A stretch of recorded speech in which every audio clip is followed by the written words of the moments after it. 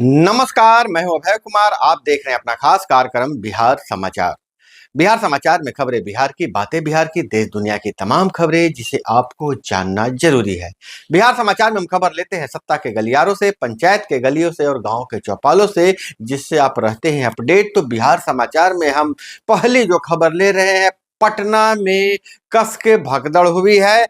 पटना में अतिथि शिक्षकों पर लाठी चार्ज हुआ है। सेवा समाप्त होने के बाद सीएम हाउस घेरने पहुंचे थे, पुलिस ने दौड़ा दौड़ा कर पीटा। जी हाँ, मामला सोमवार को है। सीएम हाउस के सामने अतिथि शिक्षक को पुलिस ने लाठीचार्ज कर दिया, उन्हें दौड़ा दौड़ा कर पीटा गया है। जैसा कि आपको पता है कि 1 अप्रैल से जो अतिथि शिक्षक हैं उनकी सेवा समाप्त कर दी गई है, एक झटके में बेरोजगार हो गए, जिसके विरोध में उन्होंने सीएम हाउस को घेरने की पहल की थी।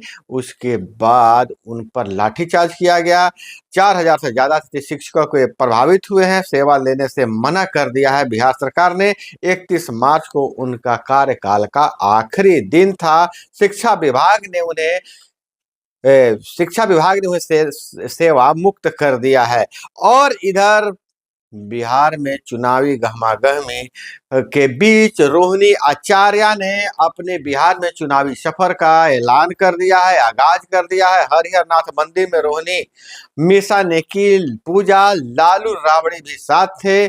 और आज जनसंपर्क से रोहिणी सारण में करेगी शुरुआत, चुनाव प्रचार सारण में शुरू करेगी। मीसा पाटलिपुत्रा से चुनाव लड़ेगी। लालू प्रसाद की बेटी रोहिणी आचार्य लोकसभा चुनाव की तैयारियों में जुट गई है। चुनावी मैदान में उतरने से पहले वो भगवान के शरण में है।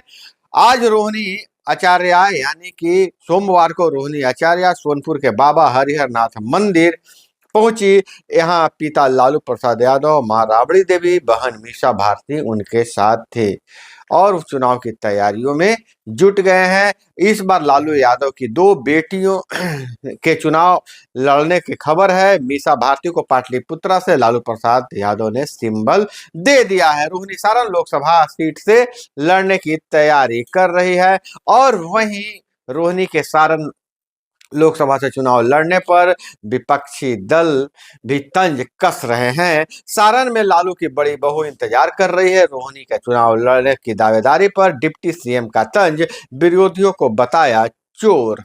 और वही सारण में रोहिणी आचार्य के चुनाव लड़ने पर बहुत बड़ा उप मुख्यमंत्री विजय सिन्हा ने हमला बोला है। उन्होंने कहा कि सारण में ही लालू की बड़ी जो लालू यादव की बड़ी बहू है इंतजार कर रही है। उन्होंने कहा कि उस बहू को का क्या दोष जो बिहार की बेटी है उसके साथ ऐसा अन्याय किया गया है।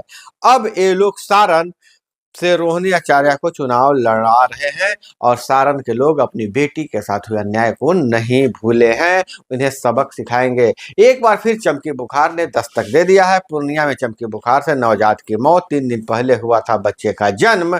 परिजन बोले जॉन्डिस से हुई है मौत। पूर्णिया में चमकी बुखार से नवजात की मौत पर का मामला सामने आया है। चमकी बुखार ने 3 दिन के नवजात की जिंदगी छीन ली है।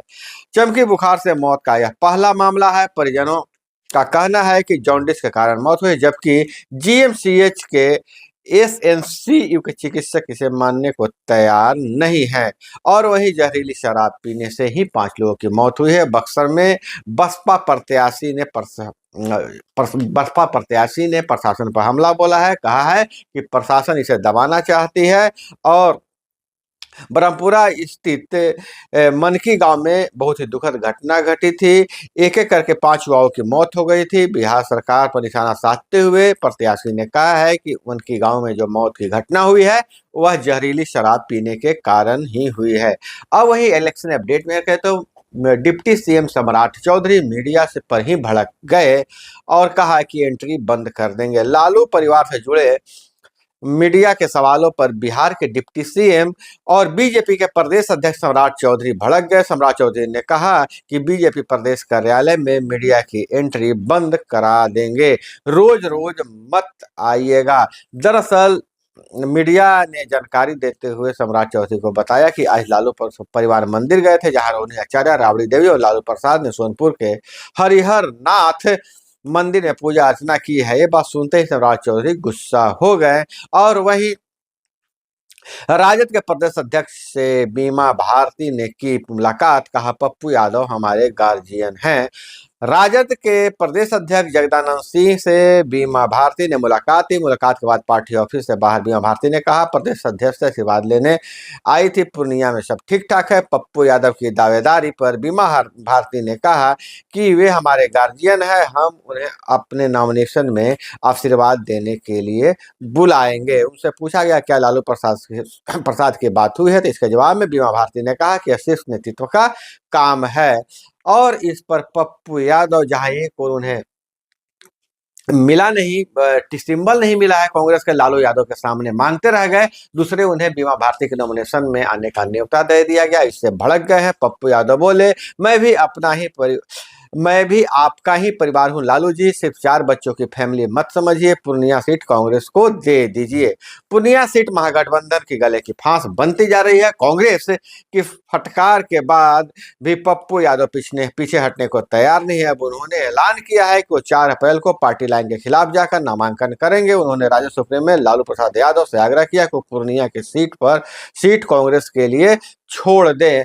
और वहीं भाजपा विधायक को पाकिस्तान से मिल रही है धमकी, 50 लाख रुपए मांगे जा रहे हैं। फोन कर कहा पैसे नहीं मिले तो पूरे परिवार को जान से मार देंगे। भागलपुर के कहलगांव विधानसभा सीट से भाजपा विधायक पवन यादव को पाकिस्तान के नंबर से धमकी मिली है।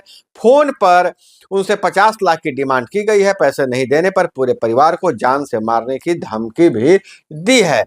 भाजपा नेता ने पुलिस से इस मामले की शिकायत की है। उन्होंने पुलिस को मोबाइल नंबर भी बताया है।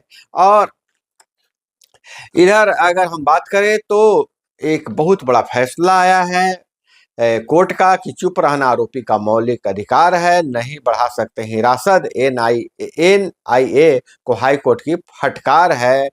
कोर्ट ने जो तेलंगाना के हाई कोर्ट ने एक मामले में राष्ट्रीय जांच एजेंसी एनआईए को फटकार लगाते हुए कहा कि इस आरोप पर कि आरोपी चुप है या संतोषजनक उत्तर नहीं दे रहा है, उसकी हिरासत अवधि नहीं बढ़ाई जा सकती है।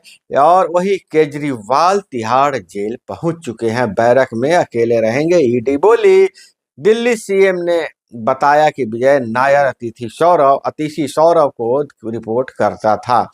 दिल्ली की शराब आबकारी नीति केस में सोमवार को सीएम अरविंद केजरीवाल को 15 अप्रैल तक के लिए तिहाड़ जेल भेज दिया गया है।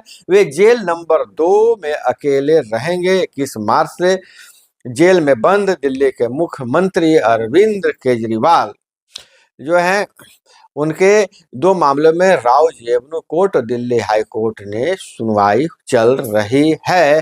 राव जेवनी कोर्ट में ईडी ने दावा किया कि केजरीवाल से पूछताछ में बताया है कि आतिशी और सौरभ भारद्वाज को विजय नायर रिपोर्ट करता था। ईडी ने कहा कि केजरीवाल हमें सहयोग नहीं कर रहे हैं, वे हमें गुमराह कर रहे हैं। इस पर कोर्ट ने पूछा जुडिशियल कस्टडी के लिए ये दलीलें कितनी सही है। तो यह बहुत बड़ा अभी यह फैसला हुआ है, बहुत बड़ा यह कोर्ट का यह निर्णय आया है कि उन्हें अब जेल भेज दिया गया है। हालांकि जेल में अरविंद केजरीवाल ने मांग की है, कुर्सी टेबल की मांग की है, उन्होंने सारी सुविधाओं की मांग की है और जो उन्हें उपलब्ध कराया जा सकता है। तो यह खबर अभी पूरा चर्चा में है और सुर्खियां बटोर रही है। और इधर अगर हम मैट्रिक परीक्षा की खबरों की बात करें तो 92% सफल मैट्रिक परीक्षा का रिजल्ट बेहतर हुआ है। इसके पीछे क्या कारण है? तो कारण बताया जा रहा है कि शिक्षक बढ़े हैं, इसलिए मैट्रिक के परीक्षा का रिजल्ट बेहतर हुआ है। हम आपको बता दें कि टीआरई 1 टीआरई 2 में लगभग 94,000 शिक्षकों की बहाली हुई है। और अब विभाग का दावा है कि मैट्रिक के परीक्षा का रिजल्ट इसलिए अच्छा हुआ है क्योंकि शिक्षक बढ़े हैं। इस पर आपका क्या विचार है कमेंट में बताइएगा। और वही सक्षमता परीक्षा की बात करें तो 92% सफल शिक्षकों को मिली है पहली पसंद की पोस्टिंग। शिक्षकों को उनके आवंटित जिले के स्कूलों में रिक्ति के आधार पर पदस्थापित किया गया है। यह बहुत अच्छी खबर है, लंबे समय से मांग चल रही थी। अब जो भी सक्षमता परीक्षा पास शिक्षक हैं वह उन्हें राज्यकर्मी का दर्जा दे दिया गया है। तो दोस्तों यह थी वो तमाम खबरें जिसे आपको जानना जरूरी था। इसी तरह से खबरों के लिए जुड़े रहिए हमारे साथ। चैनल पर नए हैं तो चैनल को सब्सक्राइब कर लीजिए, वीडियो पसंद आए तो एक लाइक जरूर कर लीजिएगा। मिलते हैं अगले वीडियो में। जय हिंद, वंदे मातरम।